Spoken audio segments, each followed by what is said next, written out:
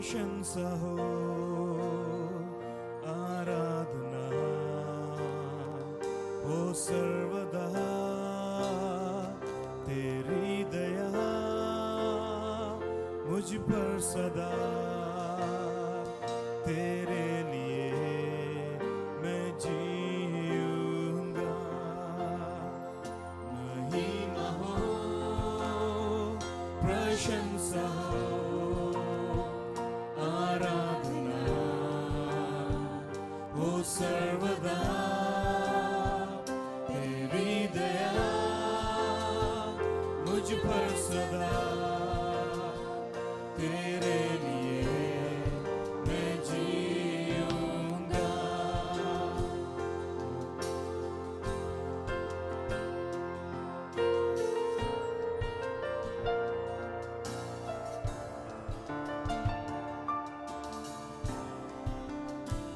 महिमा हो प्रशंसा हो आराधना हो सर्वदा तेरी दया मुझ पर सदा तेरे लिए मैं जीऊंगा महिमा हो प्रशंसा हो आराधना हो सर्वदा तेरी दया मुझ पर सदा तेरे लिए मैं जीऊंगा तेरे लिए मैं जीऊंगा तेरा नाम ऊंचा हो तेरा नाम ऊंचा हो तेरा नाम ऊंचा हो तेरे जैसा कोई नहीं तेरा नाम ऊंचा हो तेरा नाम ऊंचा हो तेरा नाम ऊंचा हो तेरे जैसा कोई नहीं तेरा नाम ऊंचा हो तेरा नाम ऊंचा हो तेरा नाम ऊंचा हो तेरे जैसा कोई नहीं तेरे लिए मैं जीऊंगा तेरे लिए मैं जीऊंगा तेरे लिए मैं जीऊंगा तेरे लिए मैं जीऊंगा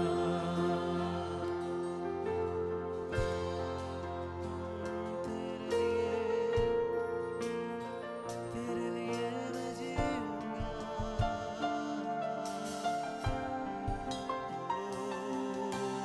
प्रभु तेरी महिमा के बादल मेरे जीवन को घेरे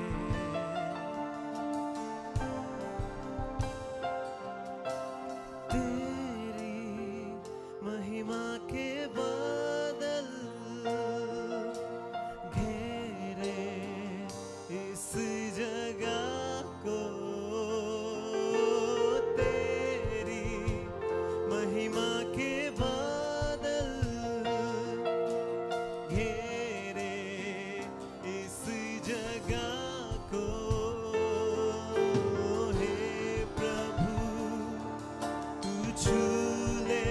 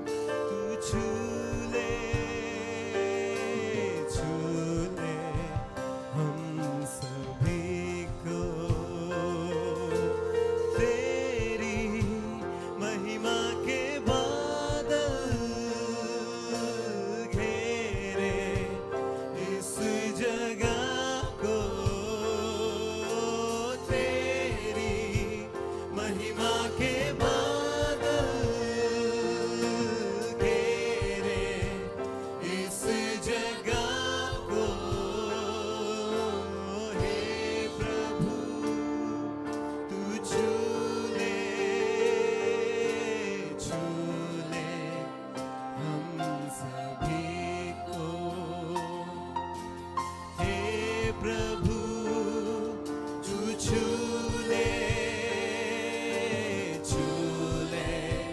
हम सभी को महिमा महिमा महिमा महिमा महिमा यीशु की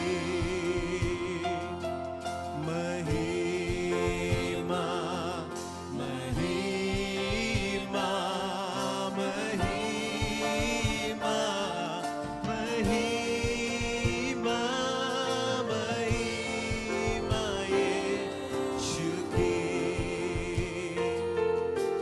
तेरी आत्मा की वर्षा होवे इस जगह पर तेरी आत्मा की वर्षा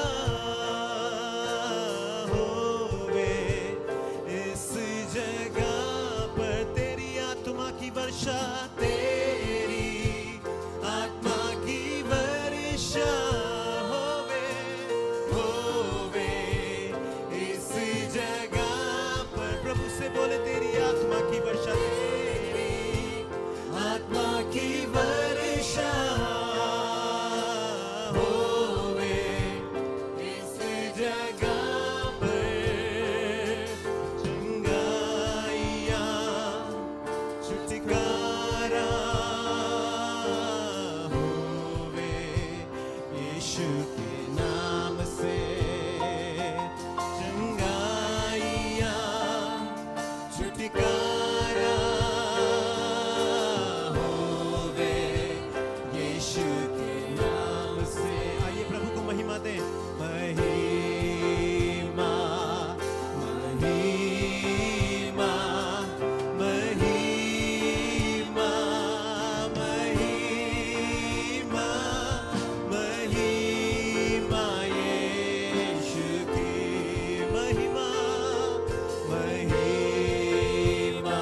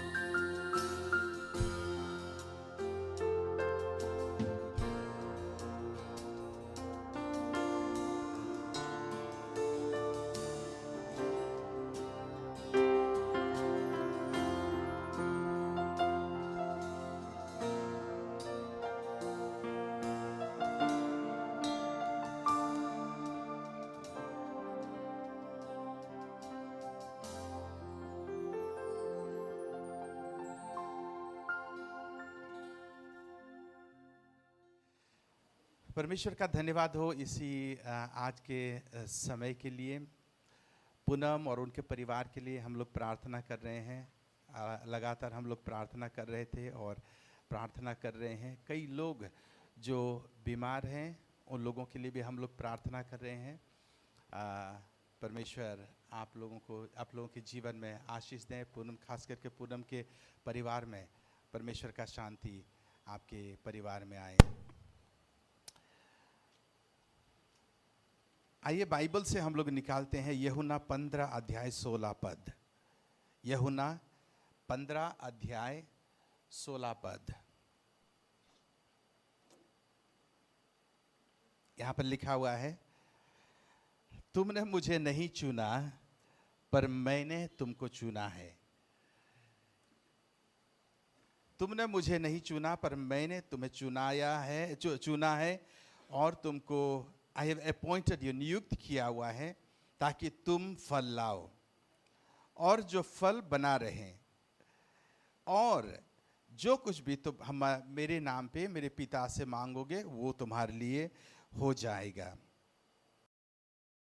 कई समय हम लोग सोचते हैं या आप लोग सोचते होंगे कभी कभार, मैं प्रार्थना करता हूँ, हमारे हर एक ज़रूरतों के लिए हम लोग प्रार्थना करते हैं। हम लोग ज़रूरतमंद लोग हैं। कई समय हमारे प्रार्थना सुनी जाती है, कई समय नहीं सुनी जाती है। कई समय हाँ परमेश्वर फटाफट उसको बोल देते हैं कि हाँ वो हो जाएगा। कभी कभार समय लगता है, कभी कभार उत्तर ना में आता है। तो हम लोग अपने बच्चों के साथ जैसे बर्ताव करते हैं, परमेश्वर का वचन कहता है कि हम लोग पिता अपने बच्चों के साथ जैसे बर्ताव करता है, परमेश्वर हमारे साथ वैसे बर्ताव करते हैं।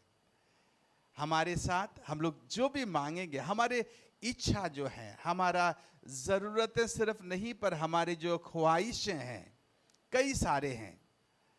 और कोई दार्शनिक, कोई फिलॉसफर बोले थे कि ह्यूमन नीड्स आर अनलिमिटेड। इंसान का जो ज़रूरतें हैं उसका कोई लिमिट नहीं है। अभी आप लोग सुने हुए होंगे, हमारे गुड न्यूज़ सेंटर के उसमें ग्रुप में कई सारे एक मैसेज आने लगा। कई सारे वही एक ही मैसेज कई लोगों ने फॉरवर्ड किया।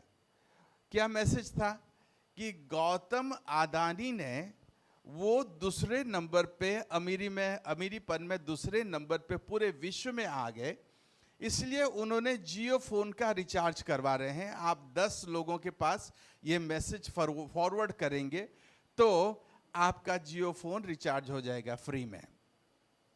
सारे भारतीयों को ये फ्री में रिचार्ज करवाना चाहते हैं। ऐसा कुछ नहीं होता है।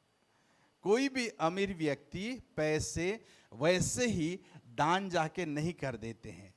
अमीर व्यक्ति हर समय चाहता है, वो उनका काम है कि पैसे बटोरना जानते हैं, देना नहीं जानते। बहुत कम है जो कि वो देते हैं, और जब भी देते हैं वो बोलेंगे कि मुझे क्या होगा।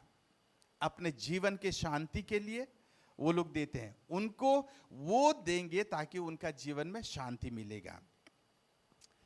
वो जो SMS आ रहा था वो सारा, गौतम अदानी दुनिया के दूसरे नंबर में होने के बावजूद भी आप लोग देखे हुए होंगे कि अभी और एक बहुत बड़ा बिजनेस में निवेश कर रहे हैं। क्यों?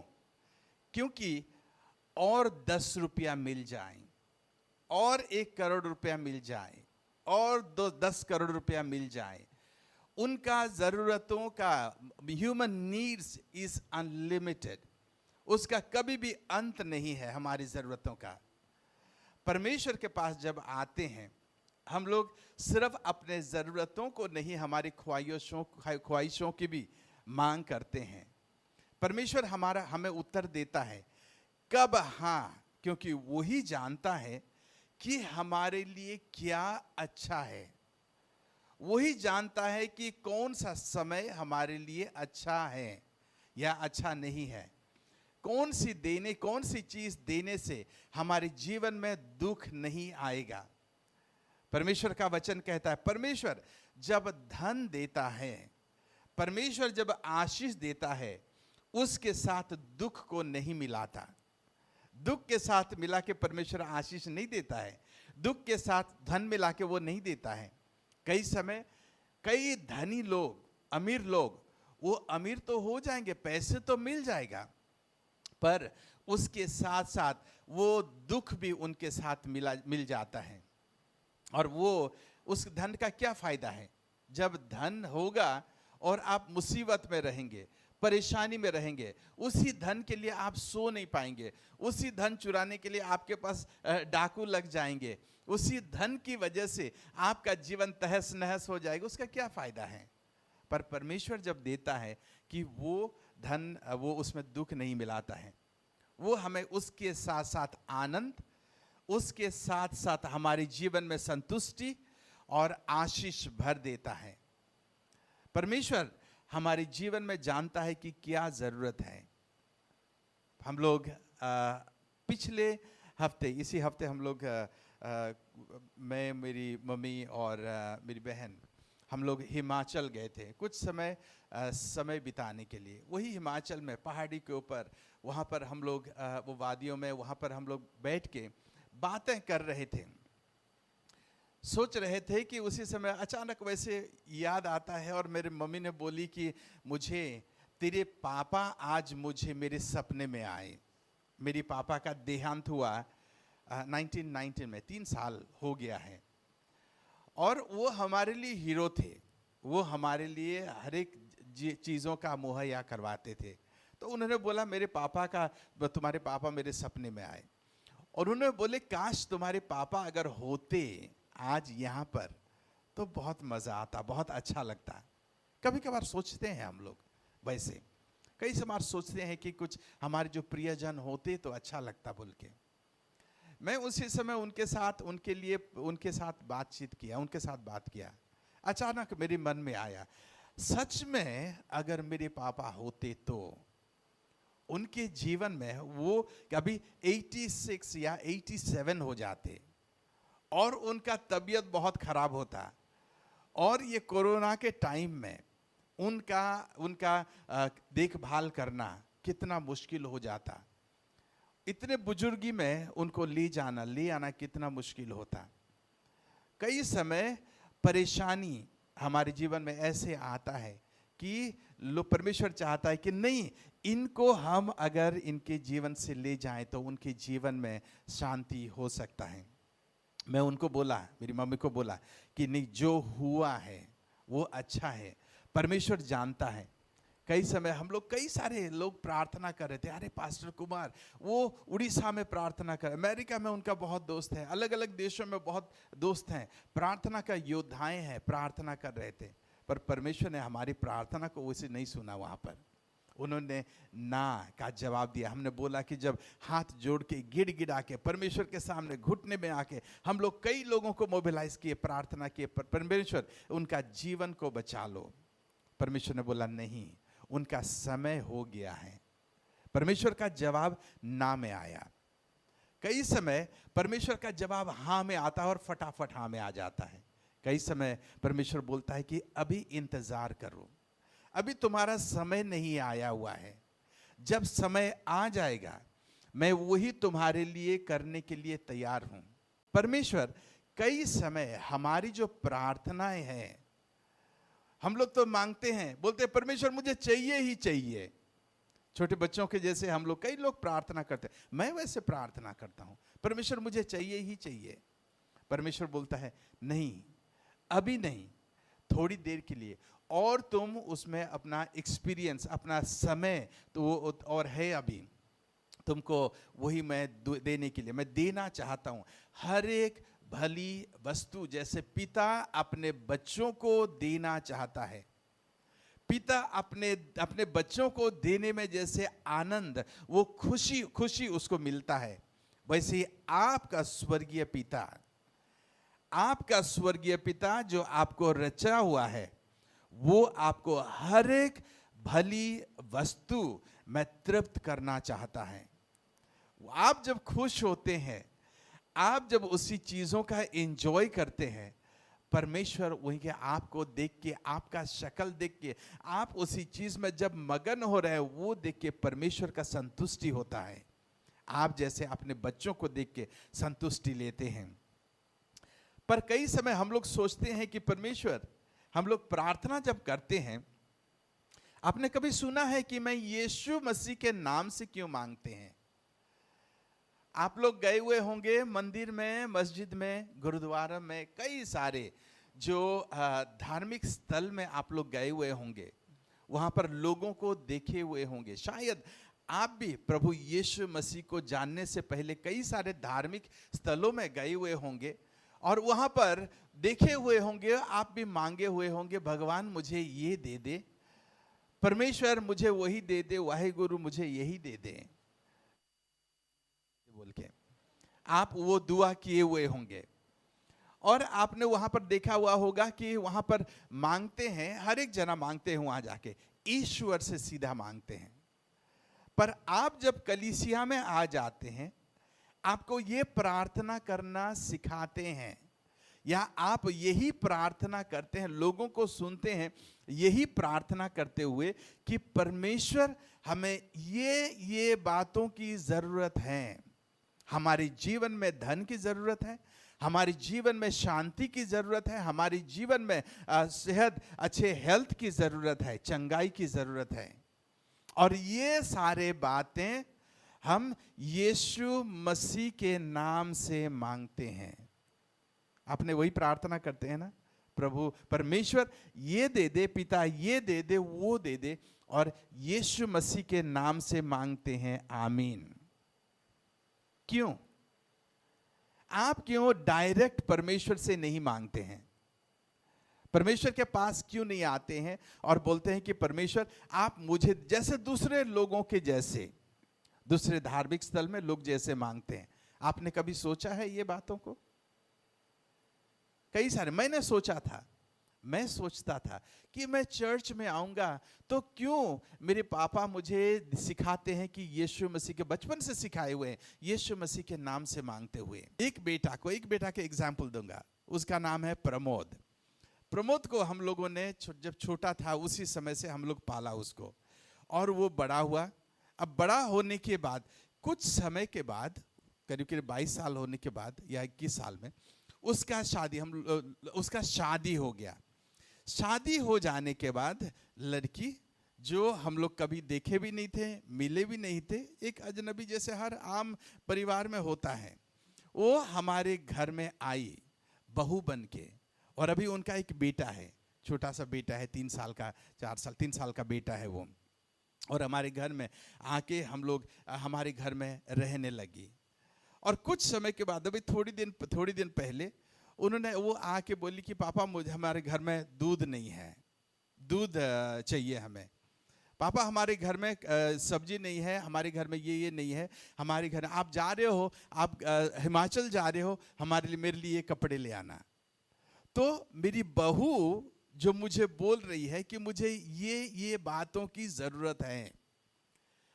क्यों ये बातों की जरूरत है? कि क्योंकि उनके वो उससे पहले, शादी होने से पहले, अगर वो मेरे पास आती और मुझे बोलती कि मेरे लिए दूध लेके आ जाओ, मेरे लिए कपड़े लेके आ जाओ, मैं क्या बोलूंगा उनको? तो आपको मैं जानता भी नहीं हूं, आपके साथ मेरा कोई भी रिश्ता नहीं है, मैं, वो कहीं गांव की है, मैं जानता नहीं हूं उनको। वो अगर आती मेरे पास तो जो भी मांगती वो पूरा नहीं होता, क्योंकि हमारा रिश्ता उसी समय नहीं था। पर जब हमारा रिश्ता उसके साथ जुड़ा, और किसके जरिए से? मेरे बेटे के जरिए से, जिसको मैंने गोद लिया हुआ था और अपने बेटा करके उसको ग्रहण किया था। उनके जरिए से, उनकी वजह से, क्योंकि वो बेटा ने उसी लड़की को ग्रहण किया और अपनी बहू के हिसाब, अपनी पत्नी के हिसाब से ग्रहण किया, ऑटोमेटिकली वो ऑटोमेटिकली उनकी रिश्ता हमारे साथ, हमारे परिवार के साथ जुड़ गया। वो जैसे ही उनकी शादी हुई, शादी होने के कुछ समय पश्चात अगर मेरे पास आती और बोलती कि मुझे कपड़े की जरूरत है, तो मैं क्या करता?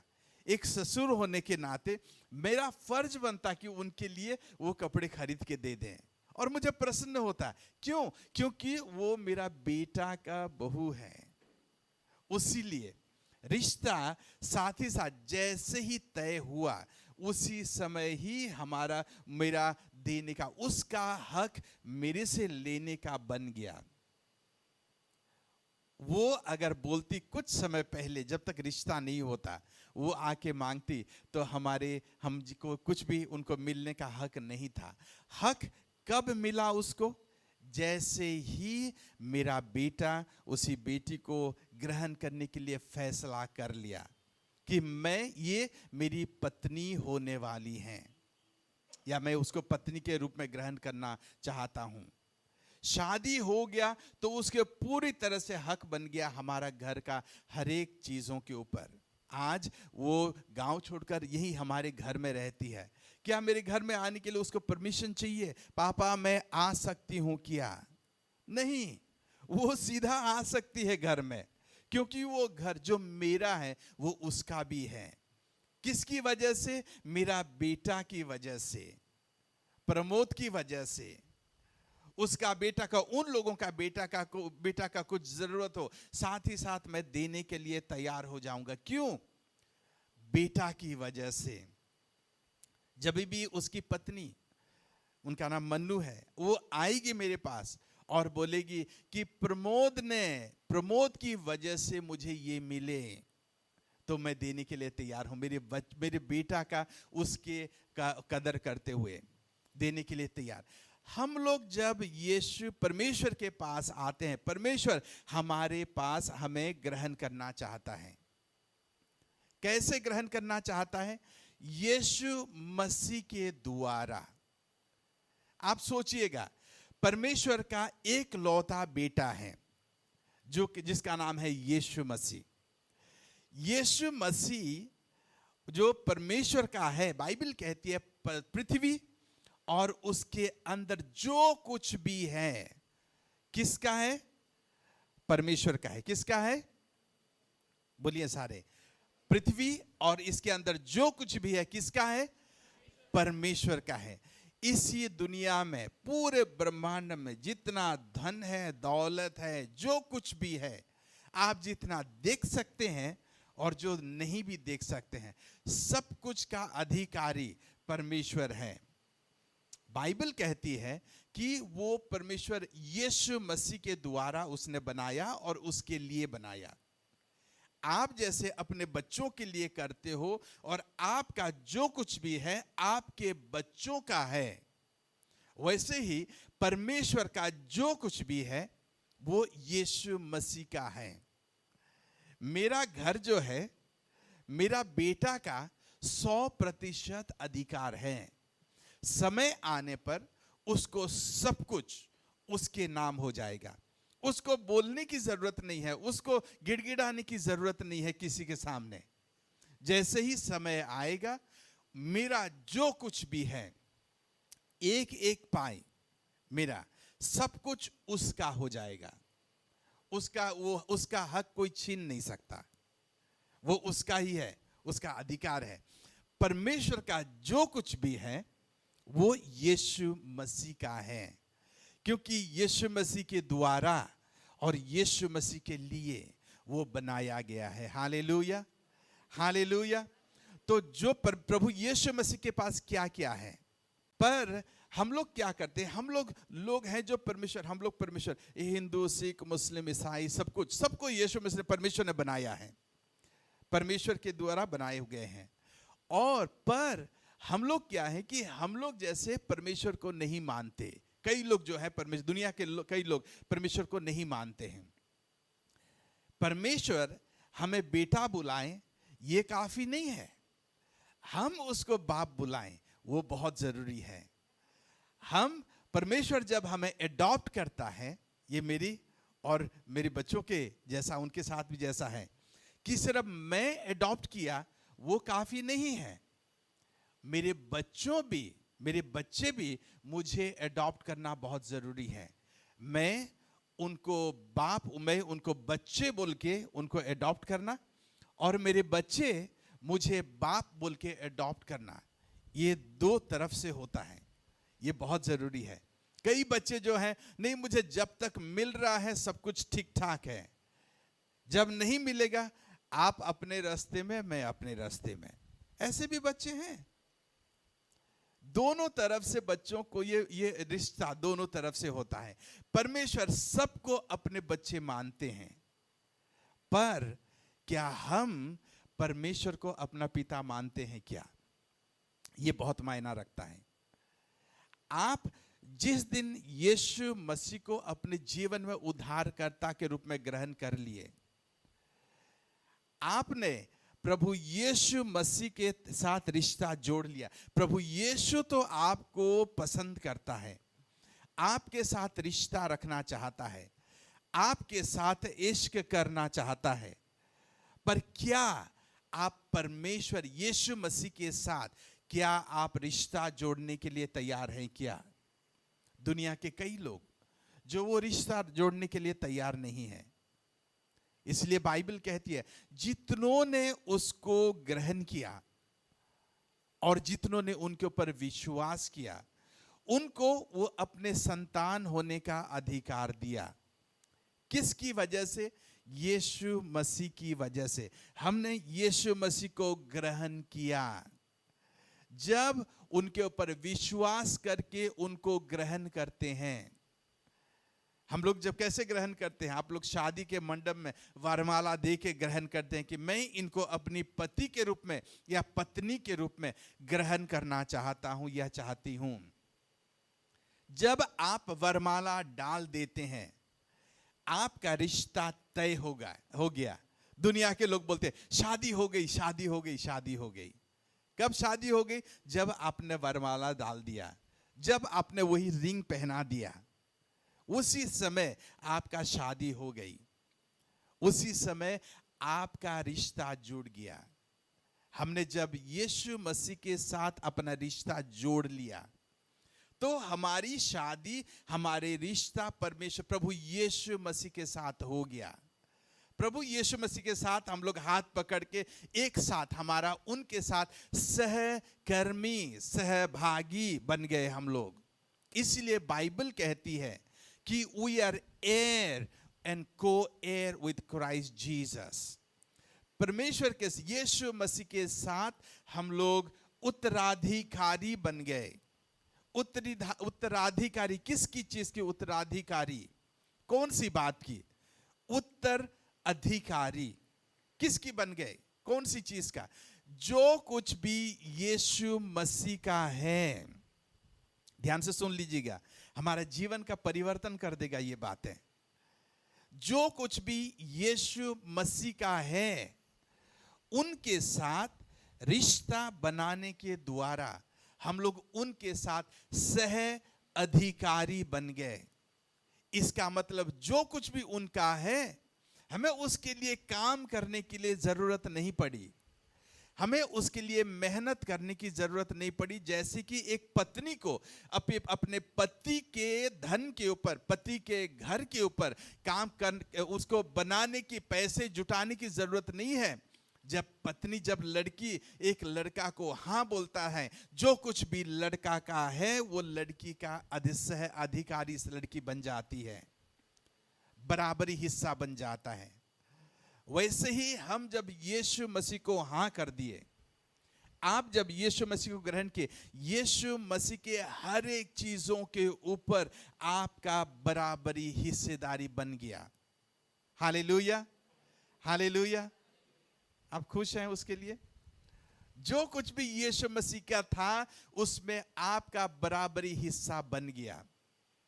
उसके बाद बाइबल कहती है कि जब हम उनके साथ, उनके पास, उनके साथ बन गए, रिश्ता बन गया, हम लोग सारा सब कुछ किसका है? दुनिया में सब कुछ किसका है? परमेश्वर। परमेश्वर कौन है? पिता है। पिता का सब कुछ है। आप पिता के बेटे के साथ आपका रिश्ता बन गया। रिश्ता बनने के बाद आप आते हैं, आपका जो कुछ भी जरूरत है, आपका पैसों की जरूरत है, आप उसके लिए तो काम नहीं किए, आप उसके लिए मेहनत नहीं किए हैं, आपका बहुत रकम की जरूरत है, आपका एक घर की जरूरत है, आपके बच्चों के देखभाल की जरूरत है, आपका बच्चों का फीस की जरूरत है, आपका बच्चों का भविष्य का जरूरत है, भविष्य के लिए जो कुछ भी है जरूरत है वो आपकी जरूरत है। तो आप जब आएंगे परमेश्वर के पास, प्रभु यीशु मसीह के पास आएंगे, बोलेंगे ये सारे मुझे जरूरत है। प्रभु यीशु मसीह ने बोल दिया कि मेरे पिता के पास सब कुछ है, मेरे पिता के पास सब कुछ है, और तुझे जो कुछ भी चाहिए, जो कुछ भी तुझे चाहिए, मेरे पिता से मेरे नाम से मांग लेना। कि यीशु मसीह ने बोला है कि मुझे ये जरूरत है, और यीशु मसीह ने बोला कि मैं आपसे मांगू। यीशु मसीह ने बोला है कि मेरे बच्चों का भविष्य मांगू। यीशु मसीह ने मुझे बोला है कि मैं अपने घर के लिए आपसे मांगू। यीशु मसीह के नाम से मांगते हैं। और बाइबल कहती है, जब यीशु, अभी हमने पढ़ा कि जो कुछ तुमने मांगोगे मेरे नाम से मांगोगे वो तुम्हारे लिए हो जाएगा। जो कुछ भी यीशु मसीह के नाम से मांगेंगे, किसकी वजह से? उसी रिश्ते की वजह से, उसी रिश्ता की वजह से। जो कुछ भी हम यीशु मसीह के नाम से मांगते हैं, परमेश्वर वो देने के लिए हमारे जीवन में वो उत्सुक होता है, उसको खुशी होती है। मैं अपने जो बच्चों का शादीशुदा हो गया है, जो लोग शादी हो गया है, उन लोगों से बोलता हूं कि एक काम करो, जब मेरे घर में वापस आओगे, उसी समय अपने पति या पत्नी के साथ झगड़ा करके मत आना। झगड़ा हुआ और मेरे घर में आने के लिए बोलती है, उसी समय मत आना। पति पत्नी का रिश्ता अच्छा है, दोनों प्यार में हैं, प्यार संबंध है, तो उसी समय मेरे घर में आना। क्योंकि मैं ये रिश्ता, दरार रिश्ता में मैं आपको ग्रहण करना नहीं चाहता हूं। क्यों? क्योंकि मैं चाहता हूं वो अपने जीवन को अच्छी तरह से संभालें और संवारें, और उनके साथ मेरे पास आए। अगर उन लोगों का रिश्ता अगर गलत है, अगर बहुत अनबन हो गया है, मेरी बहू की अगर रिश्ता मेरे बेटे के साथ अच्छा नहीं है, खूब झगड़ रहे हैं, झगड़ा तो होता है घर में, ऐसा कोई है जिस परिवार में झगड़ा नहीं होता है? आप लोग स्वर्ग से होंगे अगर आपके घर में झगड़ा नहीं होता है। तो हर एक पति पत्नी में अनबन हो जाता है, तू मैं हो जाती है। उसको हम लोग अपने आप उसको सुलझाना बहुत जरूरी है। उसको जानना, एक जना झुक जाए, अगर दूसरे जने ऊंचा हो रहा है तो ये बहुत जरूरी है एक दूसरे का समस्या को सुलझाना। अगर मेरी बहू की अगर झगड़ा मेरे बेटे से हो रहा है, और वो आएगी और बोलेगी कि आपके बेटे से मेरा बहुत झगड़ा हो रहा है और मुझे ये चाहिए वो चाहिए, मैं क्या बोलूँगा? पहले जाके अपना झगड़ा तो ठीक करके आओ, अपना रिश्ता तो ठीक करके आओ। मैं देने के लिए तैयार हूं आपको, ये मेरा फर्ज है और मुझे खुशी होती है आपको देने के लिए, पर अपना झगड़ा पहले सुलझा के आओ, उसके बाद मैं देने के लिए, कुछ भी मांगो देने के लिए तैयार हूं। और मेरा लिमिटेशन है, जो कुछ मेरे पास है मैं उसी हिसाब से दे सकता हूं, पर उसके पास तो सब कुछ है, वो तो अमीरों के अमीर हैं। तो वो बोलता है कि तुम जो कुछ भी मांगोगे मैं देने के लिए तैयार हूं। क्या आपका और हमारा रिश्ता प्रभु यीशु मसीह के साथ सही है? अगर रिश्ता सही नहीं है तो अगर मांगेंगे तो कैसे वो पूरा हो सकता है? अगर रिश्ता में दरार आ गया तो कई समय हम लोग परमेश्वर के पास आते हैं और परमेश्वर बोलते हैं, परमेश्वर ये मेरे इनके साथ मेरा रिश्ता अच्छा नहीं है, पर मुझे ये चाहिए। परमेश्वर बोलेगा, पहला अपना रिश्ता जोड़ लो यीशु मसीह के साथ, मैं देना चाहता हूं। परमेश्वर हमारे जीवन में हमारे हर एक आशीष को परमेश्वर देना चाहता है। यीशु मसीह के नाम से अगर मांगेंगे तो परमेश्वर वही अधिकार हम परमेश्वर हमें दिया हुआ है। एक बार मैं हमारे यहाँ पर इसी चर्च में कई साल पहले एक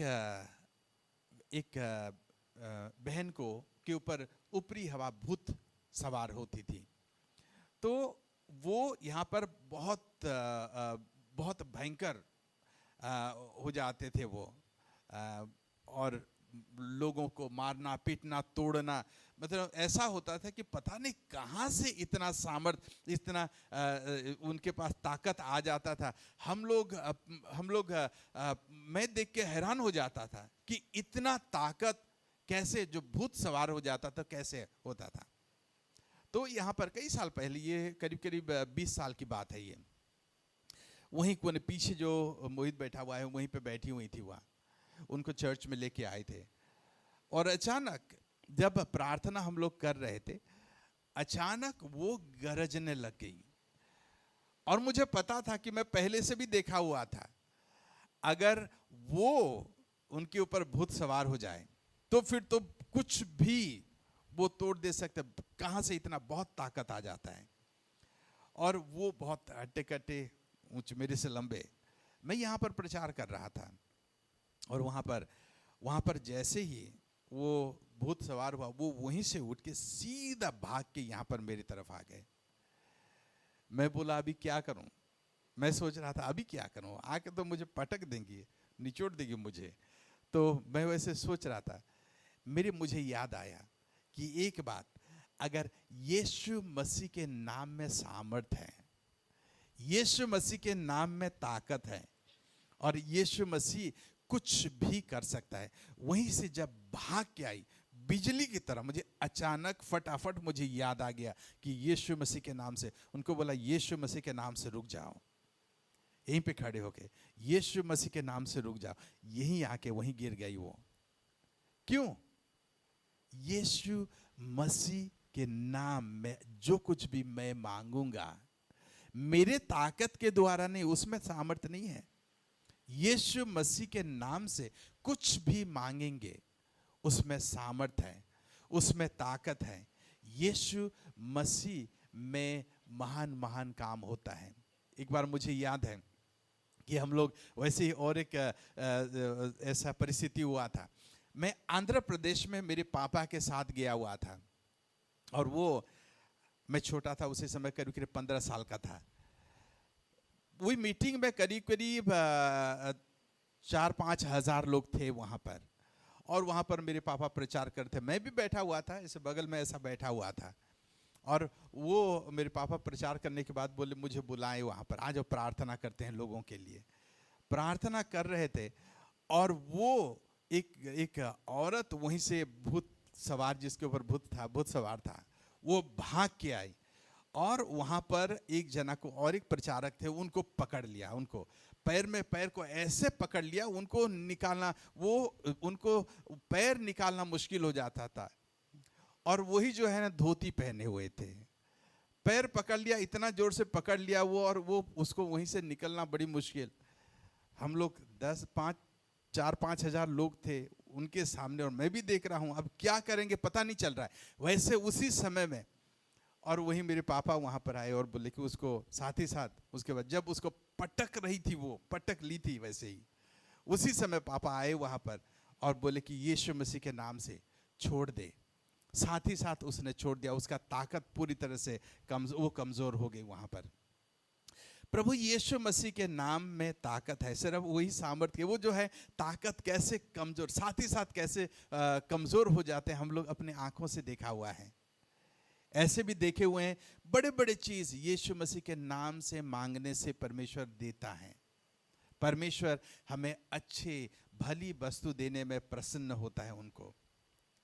हम लोग यीशु मसीह के नाम से जब मांगते हैं तो यीशु मसीह के नाम से हमारा रिश्ता यीशु मसीह के साथ ये बहुत इंपॉर्टेंट है, बहुत महत्वपूर्ण है। अगर यीशु मसीह के साथ रिश्ता नहीं है, अगर यीशु मसीह के साथ रिश्ता में दरार आ गया है, यीशु मसीह अगर कहीं है और आप कहीं हैं, नाम के मात्र संबंध है, तो उसमें परमेश्वर आपका मन को, आपका दिल को जानता है।